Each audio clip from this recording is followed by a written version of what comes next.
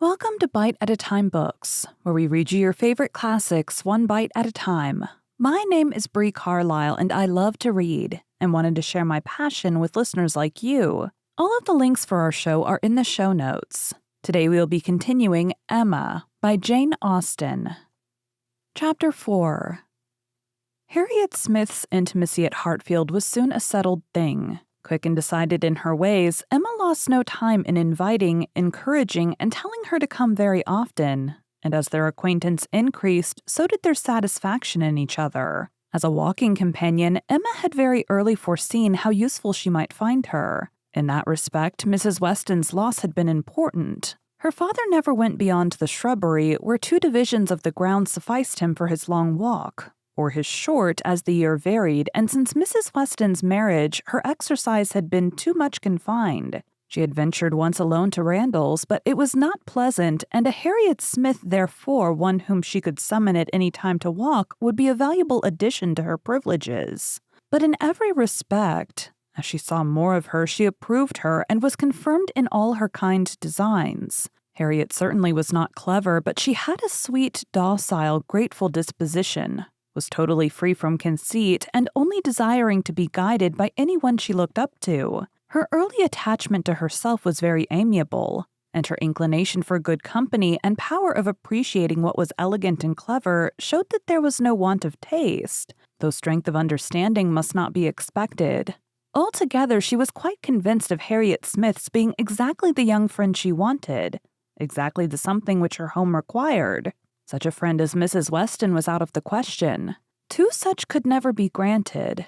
2 such she did not want. It was quite a different sort of thing, a sentiment distinct and independent. Mrs. Weston was the object of a regard which had its basis in gratitude and esteem. Harriet would be loved as one to whom she could be useful. For Mrs. Weston there was nothing to be done, for Harriet everything. Her first attempts at usefulness were in an endeavor to find out who were the parents, but Harriet could not tell. She was ready to tell everything in her power, but on this subject questions were vain. Emma was obliged to fancy what she liked, but she could never believe that in the same situation she should not have discovered the truth. Harriet had no penetration. She had been satisfied to hear and believe just what Mrs. Goddard chose to tell her and looked no farther. Mrs. Goddard and the teachers and the girls and the affairs of the school in general formed naturally a great part of the conversation, and but for her acquaintance with the Martins of Abbey Mill Farm, it must have been the whole. But the Martins occupied her thoughts a good deal. She had spent 2 very happy months with them, and now loved to talk of the pleasures of her visit and describe many comforts and wonders of the place.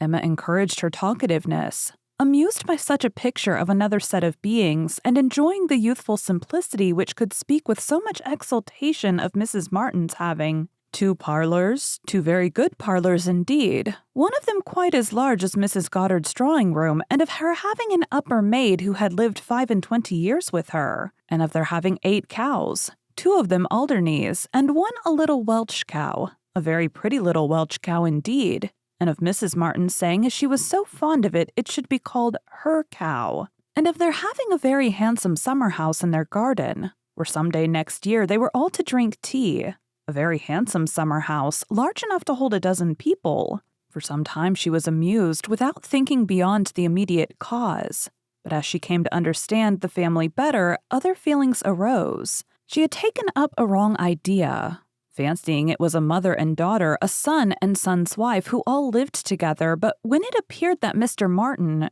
who bore a part in the narrative and was always mentioned with approbation for his great good nature in doing something or other, was a single man, that there was no young Mrs. Martin, no wife in the case, she did suspect danger to her poor little friend from all this hospitality and kindness, and that, if she were not taken care of, she might be required to sink herself forever. With this inspiriting notion, her questions increased in number and meaning, and she particularly led Harriet to talk more of Mr. Martin, and there was evidently no dislike to it. Harriet was very ready to speak of the share he had had in their moonlight walks and merry evening games, and dwelt a good deal upon his being so very good-humored and obliging. He had gone 3 miles round one day in order to bring her some walnuts, because she had said how fond she was of them, and in everything else he was so very obliging. He had his shepherd's son into the parlor one night on purpose to sing to her. She was very fond of singing. He could sing a little himself. She believed he was very clever and understood everything. He had a very fine flock. And while she was with them, he had been bid more for his wool than anybody in the country. She believed everybody spoke well of him.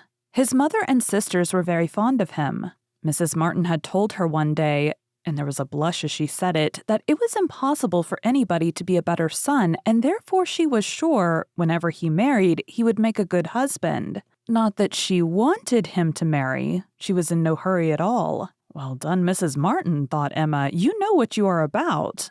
And when she had come away, Mrs. Martin was so very kind as to send Mrs. Goddard a beautiful goose, the finest goose Mrs. Goddard has ever seen. Mrs. Goddard had dressed it on a Sunday and asked all the 3 teachers, Miss Nash and Miss Prince and Miss Richardson, to sup with her. Mr. Martin, I suppose, is not a man of information beyond the line of his own business? He does not read? Oh, yes, that is— No, I do not know, but I believe he has read a good deal, but not what you would think anything of. He reads the agricultural reports, and some other books that lay in one of the window seats, but he reads all them to himself. But sometimes of an evening before we went to cards, he would read something aloud out of the Elegant Extracts, very entertaining. And I know he has read the Vicar of Wakefield. He never read the Romance of the Forest, nor the Children of the Abbey. He had never heard of such books before I mentioned them, but he is determined to get them now as soon as ever he can. The next question was, what sort of looking man is Mr. Martin? Oh, not handsome. Not at all handsome. I thought him very plain at first, but I do not think him so plain now. One does not, you know, after a time. But did you never see him? He is in Highbury every now and then, and he is sure to ride through every week in his way to Kingston. He has passed you very often. That may be, and I may have seen him 50 times, but without having any idea of his name. A young farmer, whether on horseback or on foot, is the very last sort of person to raise my curiosity. A yeomanry are precisely the order of people with whom I feel I can have nothing to do. A degree or 2 lower and a credible appearance might interest me. I might hope to be useful to their families in some way or other. But a farmer can need none of my help, and is therefore, in one sense, as much above my notice as in every other he is below it. To be sure. Oh yes, it is not likely you should ever have observed him, but he knows you very well indeed. I mean by sight. I have no doubt of his being a very respectable young man. I know indeed that he is so, and as such wish him well. What do you imagine his age to be? He was 24 the 8th of last June, and my birthday is the 23rd, just a fortnight and a day's difference, which is very odd. Only 24. That is too young to settle. His mother is perfectly right not to be in a hurry. They seem very comfortable as they are, and if she were to take any pains to marry him, she would probably repent it. 6 years hence, if he could meet with a good sort of young woman in the same rank as his own, with a little money it might be very desirable.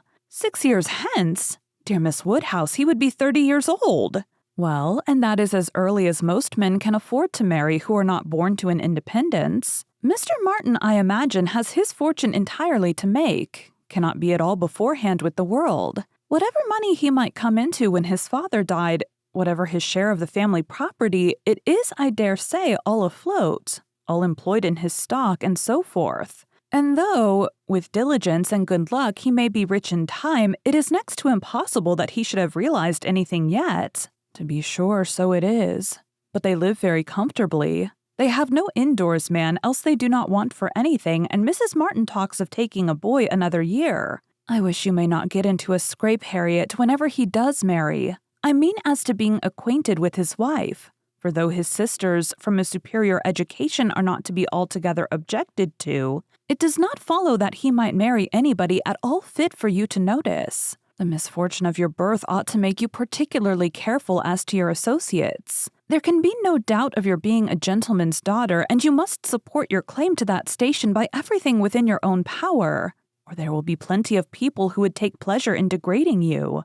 Yes, to be sure, I suppose there are, but while I visit at Hartfield, and you are so kind to me, Miss Woodhouse, I am not afraid of what anybody can do. You understand the force of influence pretty well, Harriet, but I would have you so firmly established in good society as to be independent even of Hartfield and Miss Woodhouse. I want to see you permanently well connected, and to that end it will be advisable to have as few odd acquaintance as may be.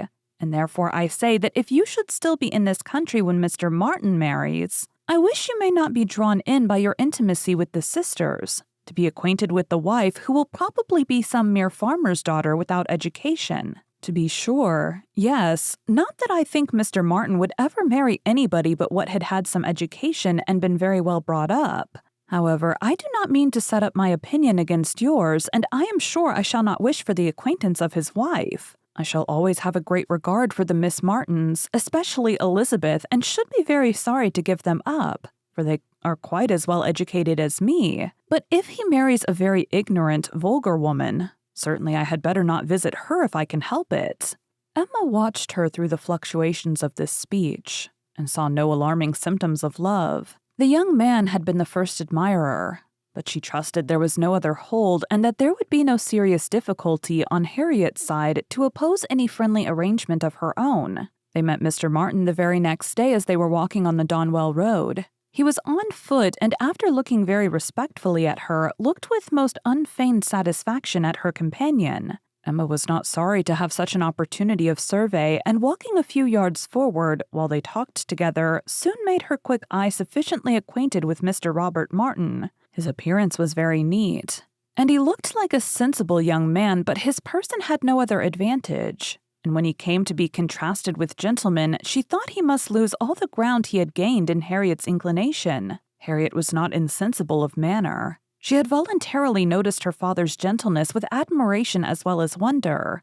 Mr. Martin looked as if he did not know what manner was. They remained but a few minutes together, as Miss Woodhouse must not be kept waiting, and Harriet then came running to her with a smiling face and in a flutter of spirits, which Miss Woodhouse hoped very soon to compose. Oh, think of our happening to meet him! How very odd! It was quite a chance, he said, that he had not gone round by Randall's. He did not think we ever walked this road. He thought we walked towards Randall's most days. He has not been able to get the romance of the forest yet. He was so busy the last time he was at Kingston that he quite forgot it, but he goes again tomorrow. So very odd we should happen to meet.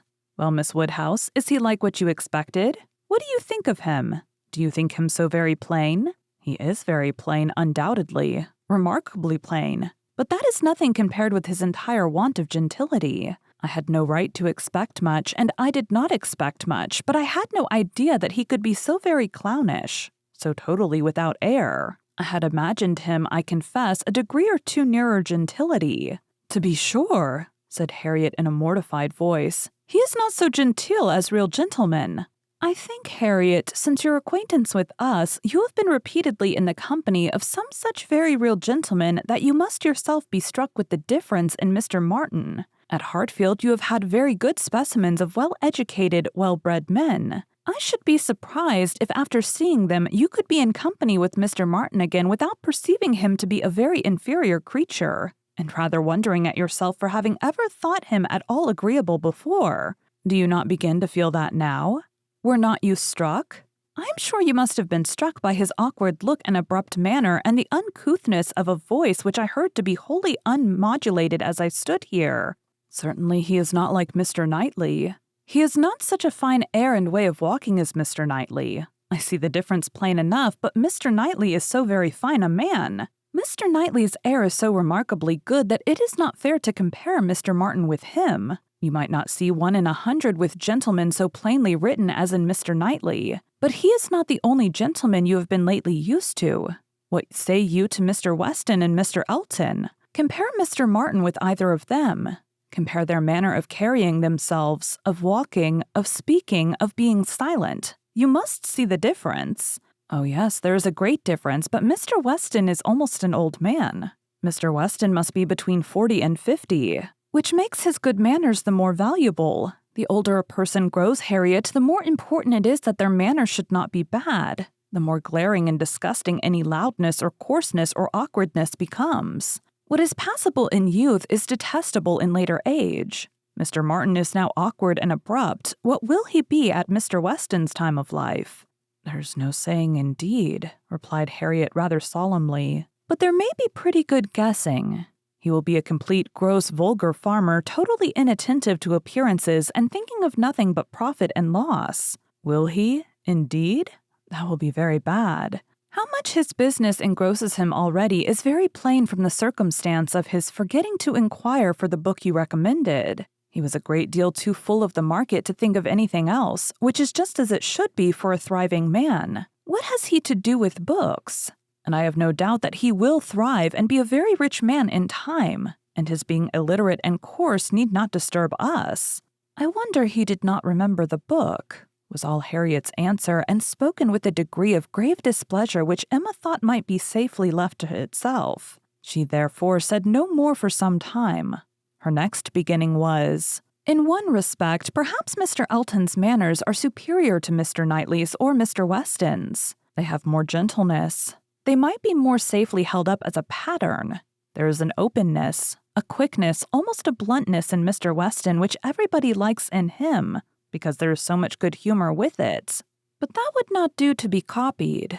Neither would Mr. Knightley's downright decided, commanding sort of manner, though it suits him very well. His figure and look and situation in life seem to allow it. But if any young man were to set about copying him, he would not be sufferable. On the contrary, I think a young man might be very safely recommended to take Mr. Elton as a model. Mr. Elton is good-humored, cheerful, obliging, and gentle. He seems to me to be grown particularly gentle of late. I do not know whether he has any design ingratiating himself with either of us, Harriet, by additional softness, but it strikes me that his manners are softer than they used to be. If he means anything, it must be to please you. Did not I tell you what he said of you the other day?" She then repeated some warm personal praise which she had drawn from Mr. Elton and now did full justice to, and Harriet blushed and smiled and said she had always thought Mr. Elton very agreeable. Mr. Elton was the very person fixed on by Emma for driving the young farmer out of Harriet's head. She thought it would be an excellent match and only too palpably desirable, natural, and probable for her to have much merit in planning it. She feared it was what everybody else must think of and predict. It was not likely, however, that anybody should have equaled her in the date of the plan as it had entered her brain during the very first evening of Harriet's coming to Hartfield. The longer she considered it, the greater was her sense of its expediency. Mr. Elton's situation was most suitable, quite the gentleman himself and without low connections, at the same time not of any family that could fairly object to the doubtful birth of Harriet. He had a comfortable home for her, and Emma imagined a very sufficient income, for though the vicarage of Highbury was not large, he was known to have some independent property, and she thought very highly of him as a good-humored, well-meaning, respectable young man without any deficiency of useful understanding or knowledge of the world. She had already satisfied herself that he thought Harriet a beautiful girl, which she trusted with such frequent meetings at Hartfield was foundation enough on his side, and on Harriet's there could be little doubt that the idea of being preferred by him would have all the usual weight and efficacy, and he was really a very pleasing young man. A young man whom any woman not fastidious might like. He was reckoned very handsome. His person much admired in general, though not by her, there being a want of elegance of feature, which she could not dispense with. But the girl who could be gratified by a Robert Martin's riding about the country to get walnuts for her might very well be conquered by Mr. Elton's admiration. Thank you for joining Bite at a Time Books today, while we read a bite of one of your favorite classics. All of the links for our show are in the show notes. We are part of the Bite at a Time Books Productions Network. If you ever wondered what inspired your favorite classic novelists to write their stories, what was happening in their lives or the world at the time, check out Bite at a Time Books, Behind the Story, Tuesdays wherever you listen to podcasts. Again, my name is Bree Carlile, and I hope you come back tomorrow while we take the next bite of Emma.